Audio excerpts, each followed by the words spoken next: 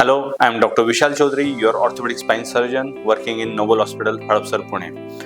और आज हम बात करेंगे एज रिलेटेड स्पाइन प्रॉब्लम्स या बैक प्रॉब्लम्स। और जैसे कि हम जानते हैं कि almost 80% of people who age मतलब एल्डरली पेशेंट्स में 80% लोगों में बैक पेन दिखाई देता है या बोन्स एंड जॉइंट्स प्रॉब्लम दिखाई देती है। उसमें बैक पेन सबसे ज़्यादा कॉमन है और बैक पेन इसलिए ज़्यादा कॉमन है कि वहाँ के मसल्स और जॉइंट्स वो भी एज रिलेटेड चेंजेस से उनको गुजरना पड़ता है, जैसे कि मसल्स वीक होना, मसल्स स्टिफनेस हो जाना, साथ में स्पाइन की जॉइंट्स में आर्थराइटिस होना, वो जो जॉइंट्स खराब हो जाना।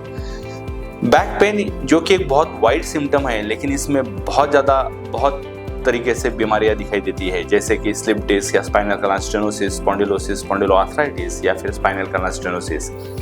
इसके सबसे कॉमन सिम्टम इसमें बैक पेन ही होता है, लेकिन जैसे जैसे बीमारी आगे बढ़ती है तो बैक पेन के साथ साथ ये पेन नीचे पैर में जाना, पैर में टिंगलिंग या नमनेस आना, चलते समय पैर भारी हो जाना या बैक भारी हो जाना, ज़्यादा टाइम खड़े नहीं हो पाना या फिर चलते समय इम्बैलेंस होना, ये सारे सिम्टम्स इसमें दिखाई देते हैं।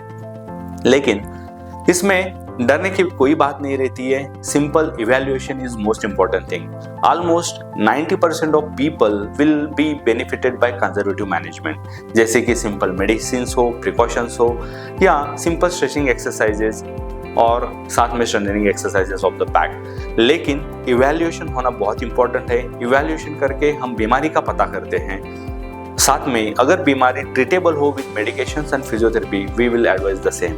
प्रोग्रेसिव डिजीजेज में we sometimes require surgical intervention, लेकिन आजकल वो भी बहुत आसान है with the new advances in the technologies like minimal surgeries और रोबोटिक सर्जरीज। और बैक प्रॉब्लम्स या स्पाइन प्रॉब्लम्स कम होने के लिए what you can do is basic regular stretching exercises, strengthening exercises, focus on your diet and nutritional part. It can start from your middle age also to prevent the spine problems in your elderly or in your old age.